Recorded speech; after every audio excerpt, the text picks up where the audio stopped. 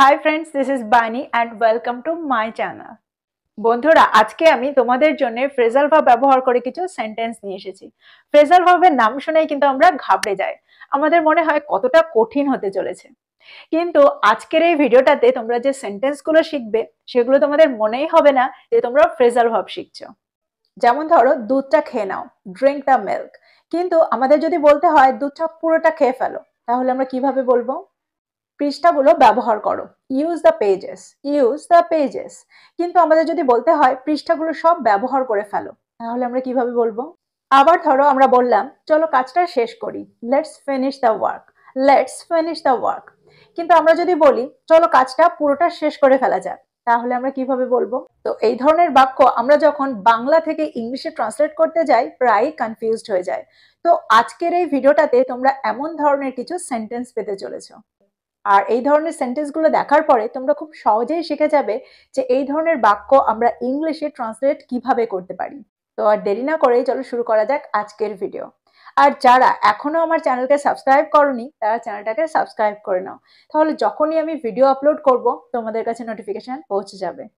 প্রথমটা হলো it up, অর্থাৎ পুরোটা খেয়ে ফেলো। দেখো, আমরা যখন কোনো কিছু খেয়ে নেওয়ার কথা বলি তখন কিন্তু আমরা ইটের ব্যবহার করি। যেমন খাবারটা খাও, ইট দ্য ফুড। কিন্তু আমরা যখন বলবো খাবারটা পুরোটা খেয়ে ফেলো, তখন কিন্তু আমরা ইট আপের ব্যবহার করব। ফর এক্সাম্পল, অনুগ্রহ করে তোমার সবজিগুলো খেয়ে ফেলো, অর্থাৎ তোমার সবজিগুলো পুরোটা খেয়ে ফেলো, এগুলো তোমার স্বাস্থ্যের জন্য ভালো। Please eat up your vegetables, they are good for your health. Please eat up your vegetables, they are good for your health. আর একটা সেন্টেন্স দেখো, ক্ষুধার্ত কুকুর ছানাটি সমস্ত খাবার খেয়ে ফেলেছিল। The hungry puppy ate up all food, the hungry puppy ate up all food. তাহলে তোমরা বুঝতে পারলে যে সেন্টেন্সে আমরা কখন ইট আপের ব্যবহার করছি। দেখো, যখন আমরা পুরো খাবারটা খাওয়ার কথা বলবো তখন আমরা ইট আপের ব্যবহার করব। এবার চলো দেখি পরেরটা। পরেরটা হলো ড্রিঙ্ক আপ, ড্রিঙ্ক আপ। আমার মনে হয় আগেরটা দেখে তোমরা খুব ভালো করেই বুঝতে পারছো যে ড্রিঙ্ক কাপের ব্যবহার আমরা সেন্টেন্সে কিভাবে করব। দেখো, ড্রিঙ্ক কাপের অর্থ হলো সবটা পান করে ফেলো। অর্থাৎ আমরা যখন কোনো কিছু পান করার অর্থে ব্যবহার করি তখন আমরা কিন্তু ড্রিঙ্কের ব্যবহার করি। কিন্তু ড্রিঙ্ক কাপের ব্যবহার আমরা তখনই করব যখন আমাদের বলার উদ্দেশ্য থাকবে যে পুরোটা খেয়ে ফেলো, পুরোটা পান করে ফেলো। আমাদের ট্রেনটা ধরা দরকার, তাই তাড়াতাড়ি দুধটা পান করে ফেলো। We need to catch the train, so drink up the milk quickly. We need to catch the train, so drink up the milk quickly. আর একটা সেন্টেন্স দেখো, আপনার ফলের রসটা খেয়ে নিন, আমাদের বেরোতে হবে। Drink up your fruit juice, we have to leave. Drink up your fruit juice, we have to leave. পরেরটা হলো ফিনিশ আপ, অর্থাৎ পুরোটা শেষ করে ফেলা। এবার চলো দেখি সেন্টেন্সে আমরা ফিনিশ আপের ব্যবহার কি করে করছি। শোবার আগে তোমার হোমওয়ার্ক পুরোটা শেষ করতে হবে। You have to finish up your homework before bedtime. You have to finish up your homework before bedtime. আর একটা সেন্টেন্স দেখো, চলো প্রকল্পটি সময়সীমার আগে শেষ করে ফেলা যাক। Let's finish up the project before the deadline. Let's finish up the project before the deadline. এবার আমরা দেখব ওয়ার্ম আপের ব্যবহার। দেখো, ওয়ার্ম আপকে আমরা সেন্টেন্সে দুভাবে ব্যবহার করতে পারি। কোনো কিছু সেঁকে নেওয়ার ক্ষেত্রে আমরা কিন্তু ওয়ার্ম আপের ব্যবহার করতে পারি। ফর এক্সাম্পল, আগুনে তোমার হাতগুলো সেঁকে নাও। Warm up your hands in the fire. Warm up your hands in the fire. আর একটা সেন্টেন্স দেখো, আমি ঠান্ডা আবহাওয়ায় আমার হাত সেঁকতে পছন্দ করি। I like to warm up my hands in cold weather. I like to warm up my hands in cold weather. আবার কোনো কিছু হালকা গরম করার ক্ষেত্রেও কিন্তু আমরা ওয়ার্ম আপের ব্যবহার সেন্টেন্সে করে থাকি। যেমন, স্যুপটা হালকা গরম করো, এটা ঠান্ডা হয়ে গেছে। Warm up the soup, it has got cold. Warm up the soup, it has got cold. তাহলে তোমরা বুঝতে পারলে যে আমরা সেন্টেন্সে ওয়ার্ম আপের ব্যবহার কিভাবে করছি। এবার চলো দেখি পরেরটা। পরেরটা হলো হিট আপ, অর্থাৎ গরম করে ফেলা। চলো দেখি সেন্টেন্সে আমরা হিট আপের ব্যবহার কি করে করছি। তেলটা বেশি গরম করো না। Don't heat up the oil too much. Don't heat up the oil too much. আর একটা সেন্টেন্স দেখো, আমাকে ঠান্ডা খাবারটা গরম করতে হবে। I have to heat up the frozen meal. I have to heat up the frozen meal. পরেরটা হলো use up, use up. That means পুরোটা ব্যবহার করে ফেলা। দেখো, যখন আমরা সেন্টেন্সে ব্যবহার করার অর্থে কিছু বলবো তখন কিন্তু আমরা ইউজ বলে থাকি, কিন্তু আমরা যখন পুরোটা ব্যবহার করে ফেলো বা এটা ব্যবহার করে ফেলো তখন কিন্তু আমরা ইউজ আপকে ব্যবহার করব সেন্টেন্সে। ফর এক্সাম্পল, খাতার অবশিষ্ট পৃষ্ঠাগুলো ব্যবহার করে ফেলো। Use up the remaining pages in the notebook. Use up the remaining pages in the notebook. আর একটা এক্সাম্পল দেখো, তুমি কি কোল্ড ক্রিমটা ব্যবহার করে ফেলেছো? Have you used up the cold cream?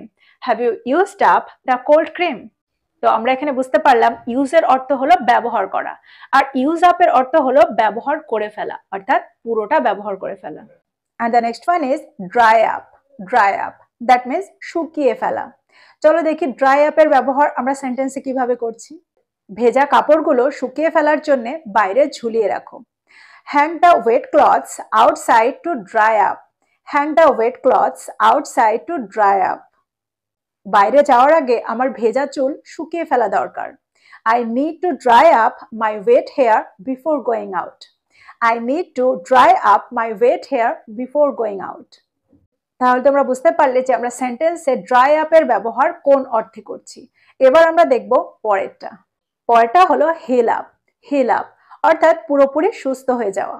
দেখো, হিলের অর্থ আমরা জানি, হিলের অর্থ হলো সেরে ওঠা, আর হিল আপের অর্থ হলো পুরোপুরি সেরে ওঠা, পুরোপুরি সুস্থ হয়ে যাওয়া। চলো দেখি সেন্টেন্সে আমরা হিল আপকে কি করে ব্যবহার করছি। ক্ষত সারতে সময় লাগে। Won't take time to heal up. Won't take time to heal up. আরেকটা এক্সাম্পল দেখো, পুরোপুরি সেরে ওঠার জন্য মানসিক সমর্থন অত্যন্ত গুরুত্বপূর্ণ। Emotional support is crucial to heal up. Emotional support is crucial to heal up. পরেরটা হলো ফ্রেশন আপ। ফ্রেশন আপ অর্থাৎ ফ্রেশ হয়ে যাওয়া। চলো দেখি ফ্রেশন আপকে আমরা সেন্টেন্সে কি করে ব্যবহার করছি। আমার আগে ফ্রেশ হয়ে যাওয়া দরকার। I need to freshen up first. I need to freshen up first. আর একটা সেন্টেন্স দেখো, খাবার খাওয়ার আগে ফ্রেশ হয়ে যাও। Freshen up before eating. Freshen up before eating. তো এই সেন্টেন্স দুটোর মধ্যে দিয়ে তোমরা বুঝতে পারলে যে ফ্রেশ হয়ে যাওয়ার ক্ষেত্রে আমরা ফ্রেশন আপের ব্যবহার সেন্টেন্সে করতে পারি। এবার চলো দেখি পরেরটা। পরেরটা হলো ক্লিন আপ। দ্যাট মিন্স পরিষ্কার করে ফেলা। চলো দেখি ক্লিন আপকে আমরা সেন্টেন্সে কি করে ব্যবহার করছি। সে ক্রিসমাসের আগে তার ঘর পরিষ্কার করে ফেলেছিল। She cleaned up her room before Christmas. She cleaned up her room before Christmas. আমাকে আজ আমার ঘর পরিষ্কার করতে হবে। I have to clean up my room today. I have to clean up my room today. পরেরটা হলো grow up. That means বড় হওয়া, অর্থাৎ ছোট থেকে বড় হওয়া। চলো দেখি grow up কে আমরা সেন্টেন্সে কি করে ব্যবহার করছি। সে গ্রামে বড় হয়েছে। He has grown up in the village. He has grown up in the village. আমরা বড় হওয়ার সাথে সাথে স্বপ্নগুলো পাল্টে যায়। Dreams change as we grow up. Dreams change as we grow up. এবার আমরা আপকে ব্যবহার করে একটু অন্য ধরনের সেন্টেন্স দেখব, যেমন rip up. Rip up that means ছিঁড়ে ফেলা। ফর এক্সাম্পল, পৃষ্ঠাটি ছিঁড়ে ফেলো না। Don't rip up the page. Don't rip up the page. তুমি নথিটি ছিঁড়ে ফেলেছিলে কেন? Why did you rip up the document? Why did you rip up the document? And the next one is look up, অর্থাৎ খোঁজা। দেখো, আমরা সেন্টেন্সে look up এর ব্যবহার কিন্তু তখনই করব যখন আমাদের কোনো জিনিস হারিয়ে যাবে না।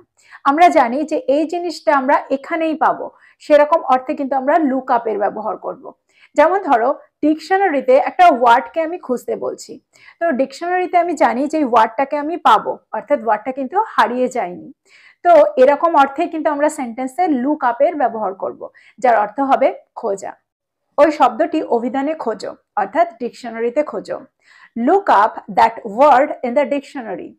Look up that word in the dictionary. আমার ডায়েরির মধ্যে ফোন নাম্বারটা খুঁজতে হবে।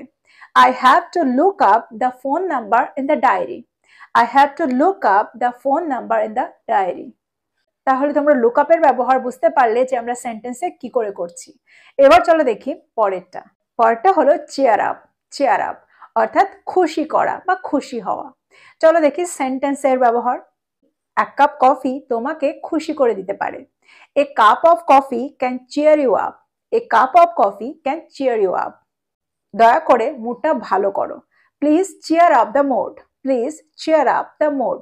দেখো আমরা এরকম সেন্টেন্স কিন্তু প্রায়ই ব্যবহার করে থাকি, কিন্তু আমরা ঠিক করে জানি না যে এর অর্থটা কি। তো এই হলো কিছু সেন্টেন্স যেগুলো আমরা ফ্রেজাল ভার্বকে ব্যবহার করে তৈরি করতে পারি। দেখো এই সেন্টেন্সগুলো শেখার সময় আমার মনে হয় তোমাদের একবারও মনে হয়নি যে আমরা ফ্রেজাল ভার্ব শিখছি। প্রতিদিনের মতো আমি আজকেও বলবো প্রত্যেকটা সেন্টেন্সকে নোট ডাউন করো আর আরো আরো সেন্টেন্স তৈরি করো এই ফ্রেজাল ভার্বগুলো দিয়ে, আর সেগুলোকে ব্যবহার করো আর খুব তাড়াতাড়ি ফ্লুয়েন্ট হয়ে যাও। ভিডিওটা ভালো লাগলে লাইক করে দিও আর বন্ধুদেরকে শেয়ার করো যারা ইংরেজি শিখছে। So this is all about today. I will be back with another video. Till then, take care. Thank you for watching this video. Bye bye.